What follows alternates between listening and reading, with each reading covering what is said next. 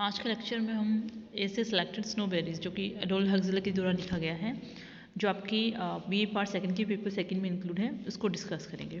तो पेपर को डिस्कस करने से पहले जो उनकी ऑथर है एडोल्फ हक्सले, उनके बारे में या उनका इंट्रोडक्शन हमें पता होना चाहिए। तो आज के लेक्चर में हम उनका इंट्रोडक्शन या फिर उनकी बायोग्राफी, उनके जो कौन से मोस्ट इंपॉर्टेंट वर्क्स हैं उसको हल्का फुल्का डिस्कस करेंगे। Introduction to the author. Aldous Huxley was born in year 1894। उनका जो जन्म था वो हुआ 1894 में, और उनका जो लाइफ स्पैन वो था कवर्ड हो रहा था 1894 से 1963 तक। He was the grandson of Thomas Huxley the biologist and brother of sir Julian S Huxley, another famous biologist. और उनके जो ग्रैंडफादर थे वो थे एक बायोलॉजिस्ट थे, मतलब एक जीव विज्ञानी थे जो कि उसमें एक्सपेरिमेंट वगैरह करते रहते थे, जिनका नाम था Thomas Huxley. He was educated in Eton and Oxford. उनकी जो एजुकेशन हुई थी या उनकी जो शिक्षा हुई थी वो एटन कॉलेज और ऑक्सफर्ड में हुई थी। He wanted to become a doctor but was prevented by an eye infection which made him almost blind. वो अपने लाइफ में डॉक्टर बनना चाहते थे, पर एक आई इन्फेक्शन की वजह से, मतलब उनकी आंखों में इन्फेक्शन हो गया जिसकी वजह से वो ऑलमोस्ट ब्लाइंड हो गए थे। तो उस चीज़ ने उनको डॉक्टर बनने से रोक लिया था। जैसे see in his book the art of seeing, उन्होंने इस पर एक बुक लिखी थी द आर्ट ऑफ सीइंग। अपनी जो इन्फेक्शन हो रखी थी आँख में और जो उनको देखने में प्रॉब्लम्स होती थी, इससे रिलेटेड एक बुक लिखी थी उन्होंने खुद ने। He took a degree in English literature in 1915 and a few years later joined the staff of the Athenaeum. उन्होंने इंग्लिश लिटरेचर में डिग्री ली थी 1915 में, और उसके बाद में कुछ सालों के बाद उन्होंने एथेनियम के स्टाफ को ज्वाइन किया था। From 1923 to 1930 he was in Italy writing novels, और 1923 से 1930 के बीच वो इटली में रहे थे और वहाँ पे अपना जो राइटिंग वर्क था, मतलब लेखन था, उसको जारी रखते हुए नॉवेल्स लिखना स्टार्ट किया था वहाँ पे। इन 1937 ही सेटल्ड परमानेंटली इन कैलिफोर्निया, और 1937 में वो कैलिफोर्निया में परमानेंटली सेटल्ड हो गए थे। Among his novels are point counter point, उनकी जो नॉवेल्स है उनमें थी पॉइंट काउंटर पॉइंट जो कि 1928 में पब्लिश हुई थी। उसके बाद में ब्रेव न्यू वर्ल्ड जो कि 1932 में पब्लिश हुई थी, आइलेस इन गाजा 1936 में, and after many a summer 1939 में, which was awarded the Tait Black prize. और जो ये लास्ट मूवी उनकी नॉवल थी आफ्टर मैनी अ समर, इसके लिए उनको टेड ब्लैक प्राइज अवार्ड हुआ था, मतलब मिला था। Among his collections of essays, we may mention On the Margin, which was published in 1923, Proper Studies 1927, Music at 1931 and Ends and Means 1937। ये कुछ इनके जो एसेस के कलेक्शन के नाम हैं जो भी बताए थे। इन पॉइंट काउंटर पॉइंट जो उनकी नॉवल थी जो 1928 में पब्लिश हुई थी, and Eyeless in Gaza, he first put forward a serious philosophy of life which led him to the constructive pacifism which he advocated. He was one of the most penetrating and thoughtful writer.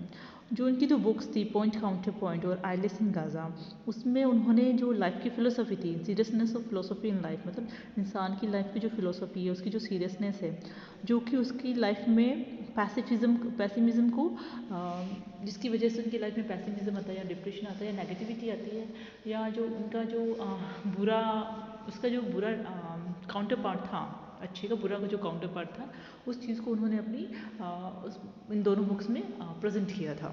और वो अपने time के जो ऐसे writer थे जो कि एक बहुत ही विचारों से भरे हुए, विचारों से मतलब कि लाइफ को लेकर उनकी अपनी फ़िलोसफी थी जिसको वो अपनी बुक्स में प्रेजेंट करते थे। साथ में वो जो लाइफ की फ़िलोसफी थी उसमें बहुत ज़्यादा पेनिट्रेट मतलब वो बहुत ज़्यादा तल्लीन होते थे लाइफ के विचारों के बारे में कि ऐसे क्यों है, या फिलोसफी से रिलेटेड जो उनकी चीज़ें थी लाइफ से रिलेटेड, उस चीज़ों को बहुत बारीकी से देखते थे। In his introduction to the essay Selected Snobberies,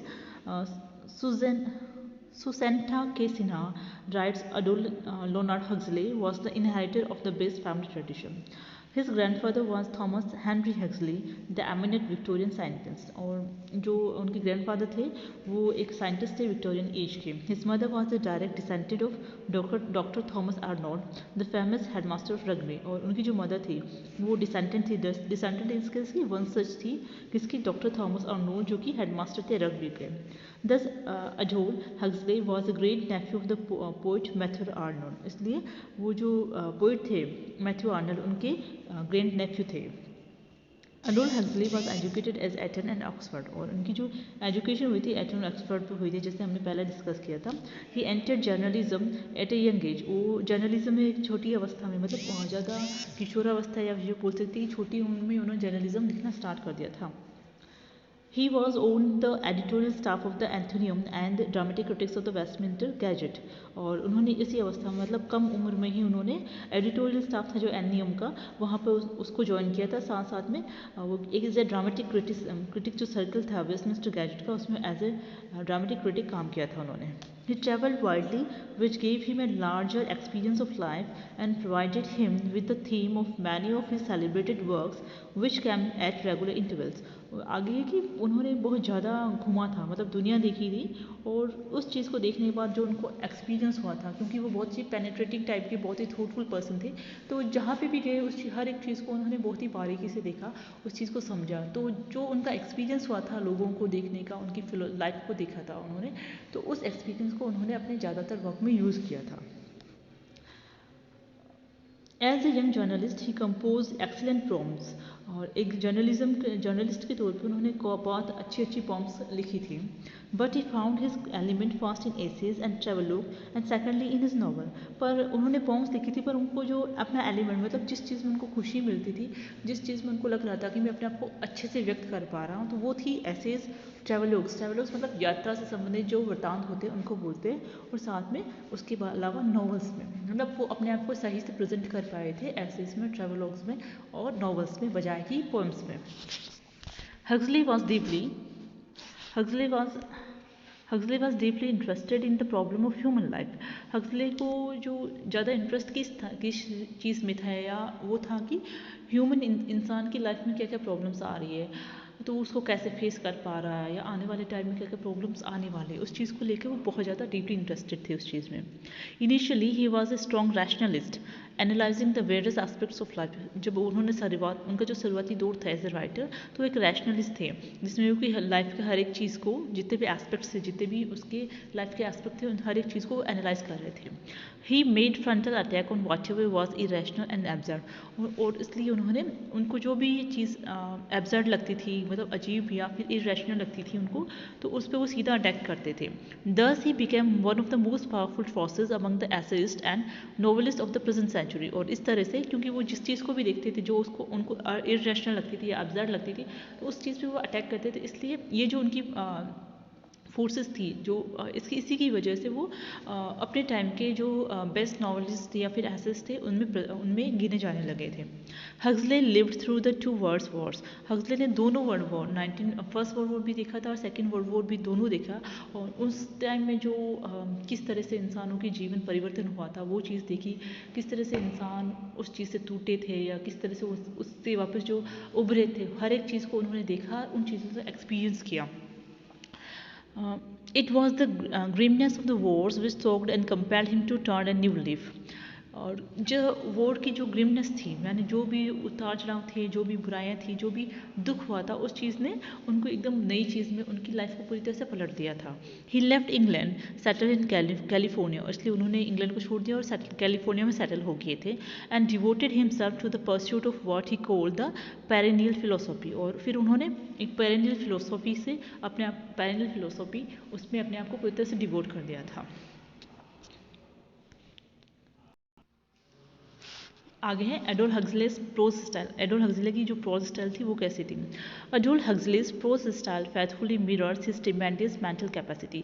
और जो उनकी प्रोज स्टाइल थी वो जो उनकी मेंटल कैपेसिटी थी, जितनी स्ट्रॉन्ग वो थी, क्या क्या मतलब उनकी विविधताएं ली हुई थी, या फिर कितनी डीप थी, किस तरह से वो सोचते, हर एक चीज़ को वो एकदम सही से प्रेजेंट करती थी. मतलब उस चीज़ का वो दर्पण थी कि उनके सोच का दर्पण उनका लेखन था.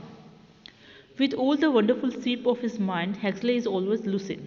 He relates everything which he analyzed to the key problem. वो जो चीज़ भी वो देखते थे, उस चीज़ को एनालाइज करते थे, वो की प्रॉब्लम से रिलेट कर देते हर एक चीज़ को. How to get rid of the cobwebs in our minds and live sanely and sensibly. In this respect he at once persuades and stimulates his reader. और किस तरह से वो मतलब अपने रीडर्स को परसुएड भी कर लेते थे, साथ साथ में उनको स्टिमुलेट भी कर लेते थे कि किस तरह से जो एक इंसान के दिमाग में जो कुछ भी भरा हुआ रहता है, जितना भी होच पोच होता है, जितना भी जो चिंतन मनन जो भी चलता रहता है, द्वंद्व चलता रहता है, उसको किस तरह से वो निकाल सकते हैं और एक सैनली और सेंसिबल लाइफ जी सकते हैं। An example of this in the paradoxical opening sentence of his essay Time and the Machine। और इस चीज़ का एग्जाम्पल है कि जी उन्होंने जब ऐसा लिखा था टाइम एंड द मशीन, उनका जो स्टार्टिंग का जो ऐसे था, उसकी जो स्टार्टिंग ओपनिंग लाइन थी वो जो कि बहुत ही पैराडॉक्सिकल थी, उस चीज़ का बहुत अच्छा एग्जाम्पल है। Huxley is fond of paradoxes through which he shows his alert and dynamic perceptions of unlikely relationship which escape the ordinary mind। Huxley को पैराडॉक्सेस मतलब अपने जो वर्क है उसको या फिर जो भी वो कहना चाहते हैं उस चीज़ को पैराडॉक्सिकली प्रेजेंट करना उनको बहुत ज़्यादा अच्छा लगता था। The paradoxes are an essential part of Huxley's wit. और वो पैराडॉक्सेस उनकी जो विट थी, उनकी जो जो भी चातुर्य था, वाक चातुर्य उस चीज़ की, वो बहुत ही इंपॉर्टेंट पार्ट था। Which always brings out the most remarkable quality of his prose. और जिसकी वजह से उनकी जो प्रोज थी, उनकी जो क्वालिटी थी वो बहुत ही ज़्यादा रिमार्केबल थी। His amazing energy, clarity and precision, and natural ability to invest his writing with great erudition।